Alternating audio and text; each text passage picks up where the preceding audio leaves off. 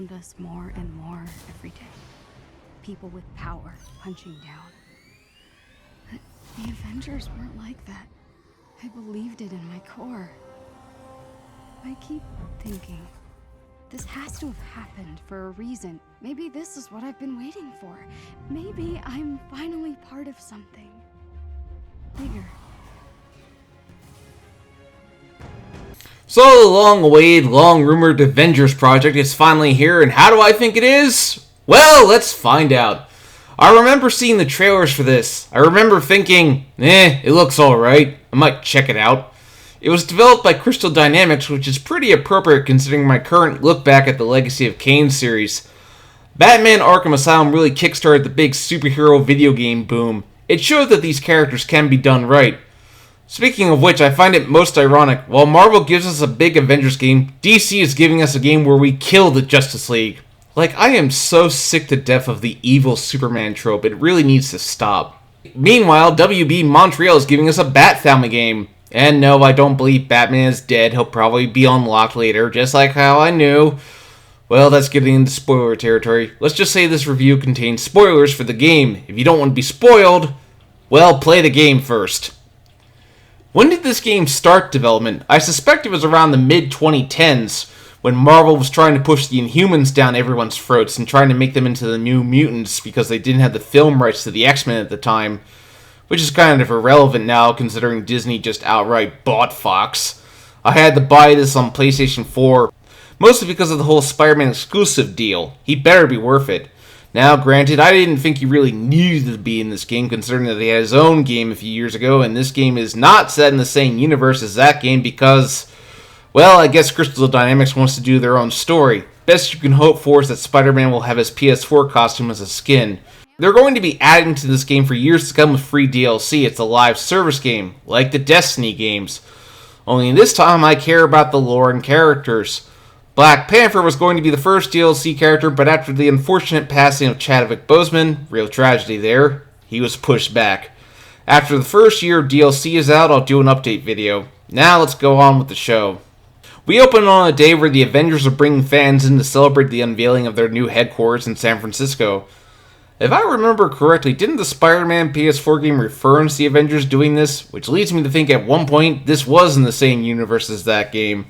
Kamala Khan, a huge fangirl, is in the audience. Yeah, from what I gather about her, she's a pretty new character, and about the only thing that's stuck from Marvel's whole make the Inhumans really big plan that didn't pan out. So I always wondered, why were the Avengers celebrated, well-liked, while the X-Men were hated and feared? Then again, Spider-Man is thought to be a menace, so what do I know? Long story short, a massive fight breaks out, a massive explosion happens, and Captain America is presumed dead. Yeah, sure he is. Also, Terrigen Mist that turns people into Inhumans. Yeah, that happens too.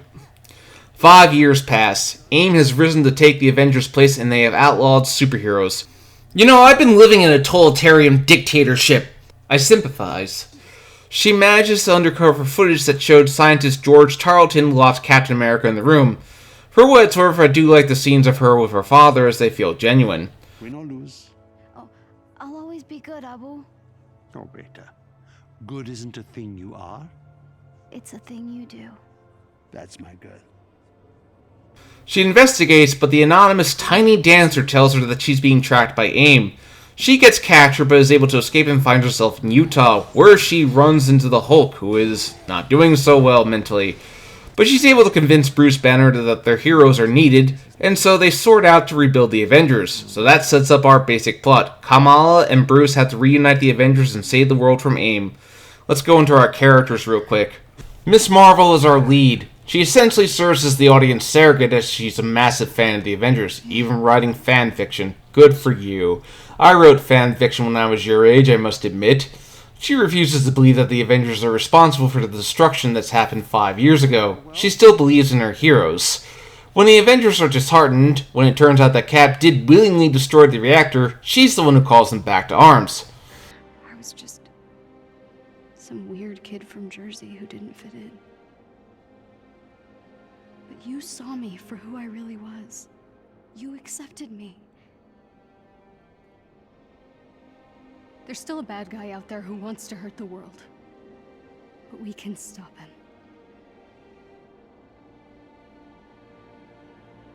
Good isn't a thing you are.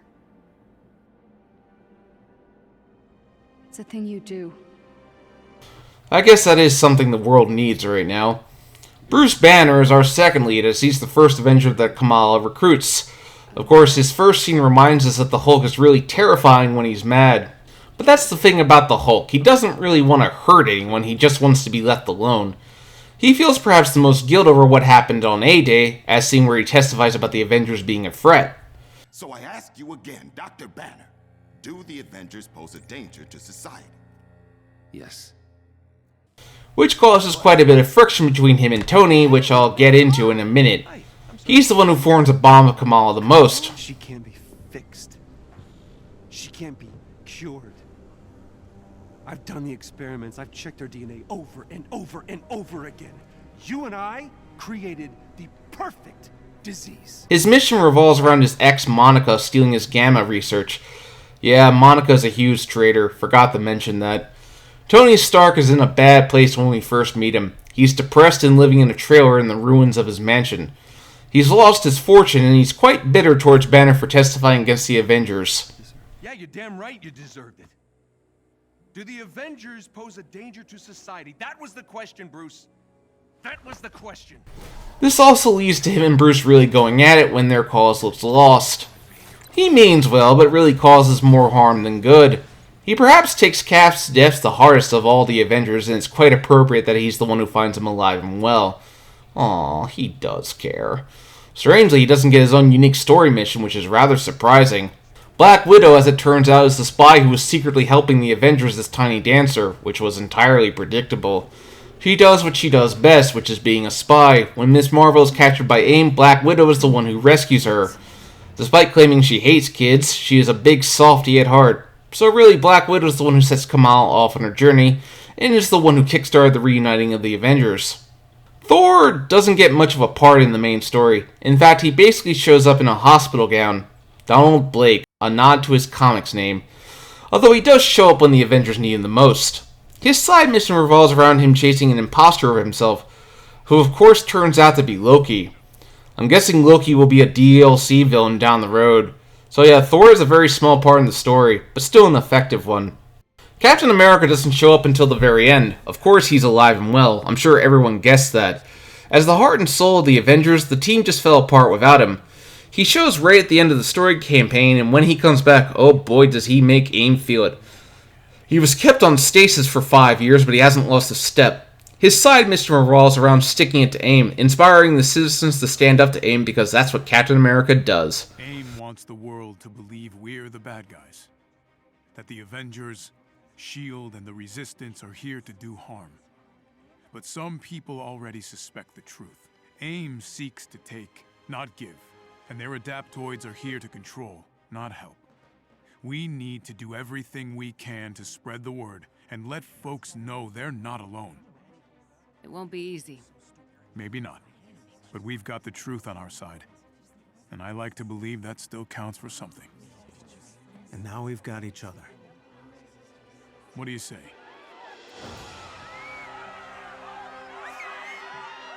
Hank Pym is the leader of the resistance against AIM. He can't change sizes anymore without dying, so I'm guessing Scott Lang will be the DLC Ant-Man. I remember when Hank was the Ant-Man, but now, because of the MCU, it's Scott who's the main Ant-Man. Because the MCU has become the encompassing everything of Marvel, and not for all the right reasons. However, it's good to see that he's been active. Our villains, Modak and Monica, are, well, they're really not very interesting in my opinion. It's kind of nice that the villain was someone who hasn't been in the MCU yet, although I'm sure that'll soon change. The story is okay. It's a standard, the Avengers are disassembled, let's get them back together. I find a lot of superhero video games use the villains have taken over the world or city, get it back. It's nothing too memorable, but the characters are likable enough, and there are some genuinely good moments. The story, I would say that it's paced pretty well, all things considered. The main campaign is fine. It's the post-game that has issues. The graphics look good. I'm glad they fixed up the faces. I know they couldn't afford the movie actors' likenesses, but bear in mind these are comic book characters first and movie characters second. Like, I'm always annoyed that the MCU has basically determined Marvel's entire feel and look. There was a history before that. I remember the main 6 Avengers were Captain America, Iron Man, Thor, Hulk, Ant-Man, and Wasp. But now, because of the MCU, Black Widow and Hawkeye have taken their places. For voice acting, we've got the usuals: Nolan North, Laura Bailey, and Troy Baker. I swear, every time I play a major game release, one or all 3 of them will be in the game. But I suppose even voice actors have bills to pay. Nolan North as Tony Stark is an interesting choice. At times he slips a little too much into his Deadpool or Nathan Drake voice, but when one plays so many characters, that tends to happen. I guess Travis Willingham also counts as a regular voice actor, and Darren DePaul is a good Hulk. That being said, I do have issues with the game's technical side, like the loading times. Yeah, they are plenty and really long. You'd think in 2020 we'd be past that kind of stuff by now. But how long it takes when I want to switch my playable character? Yeah, that shouldn't happen. It should be instantaneous. Plenty of games have managed that. Also, I've run into a few glitches, like here when I was playing as Black Widow. I kept getting warped away from the objective. Like, how does that happen? You need to patch this. Also, what are you doing? Like, you're having an existential crisis. Also, one cutscene the audio wouldn't play, so I had to quit the game and get out so I could record it. So the game works like this. You got your light attacks, medium attacks, and your ranged attacks. Every character is similar, but different enough to have their own spin. I love the combo system. Each character has their own feel, and I'll cover each of them right now. Obviously, spoilers for the main story. Gotta say, people are way too sensitive about story spoilers these days. The other day, I got in trouble for spoiling something that happened in 1998. Like, get over yourselves, people. I'm rambling. Let's go with the characters. Miss Marvel. I gotta say, her main ability is stretching her limbs out. Her ranged attack is to basically stretch her fists out, which is not the one that covers the most distance. I really do love her grab attacks. Her special ability allows her to polymorph. I love doing her swinging fist attacks that covered so much range. One of my favorite combos was to do the double fist attack and then plunge forward with her feet. Her heroic ability allows her to heal herself and her allies, which comes in handy on the harder missions. Her ultimate move is Embiggen, where she'll temporarily enlarge, and this comes in handy when you're trying to take down larger enemies. She's very good at counterattacking. Her special ability when out in the field allows her to swing from poles, which is appropriate for her character. The Hulk is basically what you'd expect. He's about getting in close and pummeling your opponents into dust. His special ability allows him to deal out damage and regenerate health while doing so. A very useful ability for his missions. He's a grappler. Both of his special abilities revolve around grappling his opponents. His ultimate attack lets him do a huge clap that knocks down all close-by enemies. Hulk isn't as nimble as most of his fellow Avengers, but to make up for this, he can jump large distances. Hulk wasn't my preferred character. His range attack leaves something to be desired for. Iron Man? Well, I like flying as him. It's so much fun. He controls very well, so he's very adept at fighting in the air compared to the other characters. He has several options for his range attacks: a repulsor blast which does so much damage, a laser which I find to be very annoying to use, and rockets that can do one-hit kills. I love his ultimate attack.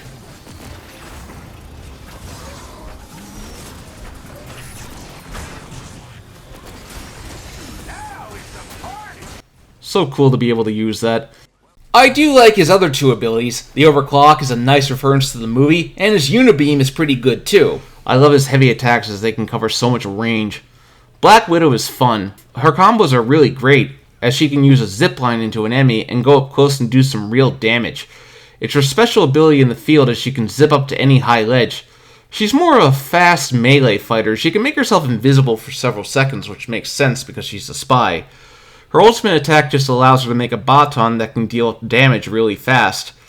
Her range attacks range from pistols, which require a lot of bullets, subguns that I swear only hit when they feel like it, and a powerful gun that you really should just use instead of the other ones. My only problem with her is that she's not good at taking hits. Thor I didn't get to use much until the endgame. He can fly with his hammer. Thor is very versatile with his hammer. His primary attacks revolve around throwing lightning at people. Remember, he is the god of thunder. His Bifrost attack just does so much damage. One thing I'd love to do was throw Thor's hammer at opponents and they would get stuck to the wall, completely taking them out of the fight, or opening them up to be helplessly wailed on. You can call the hammer back to you at any time. It works a lot like the axe from the new God of War game, which I don't have footage of right now. Captain America is my go-to guy. He can use his shield to parry or block attacks, or he can throw it and it does so much damage on contact. He can run sideways on walls as his special field ability. I love his heroic brawler ultimates that does so much damage. He can inspire his fellow heroes to fight harder and can throw his shield at multiple opponents.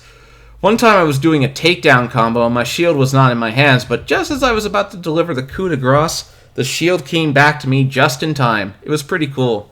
Your characters can level up, but all that gets you is skill points. The main way to level up your character is through gear.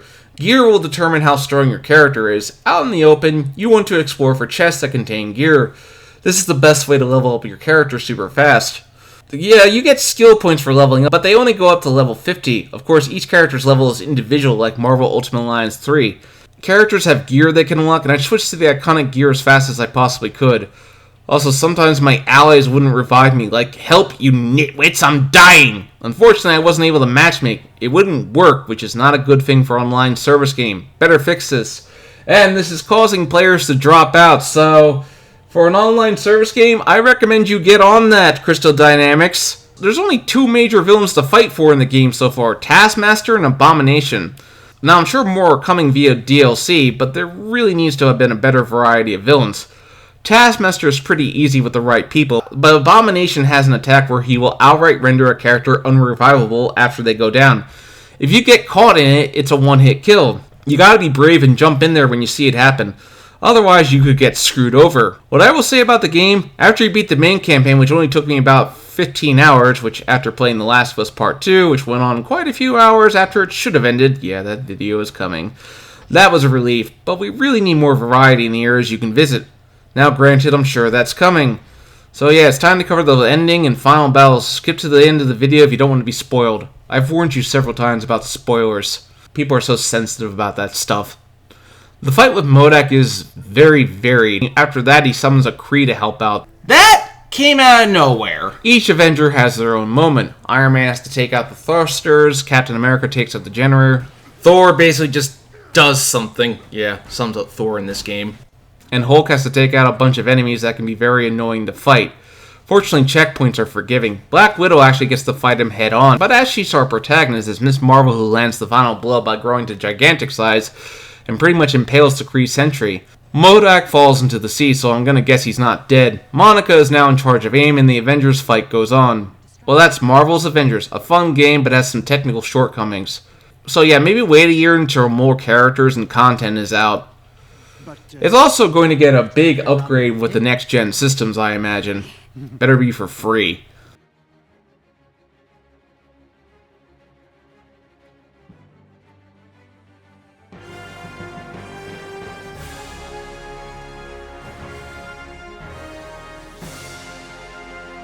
Thanks for watching. If you liked this video, please hit that bell, like, and subscribe button. And if you want updates, follow me on Twitter or join my Discord, which are provided in the description below. See you next time.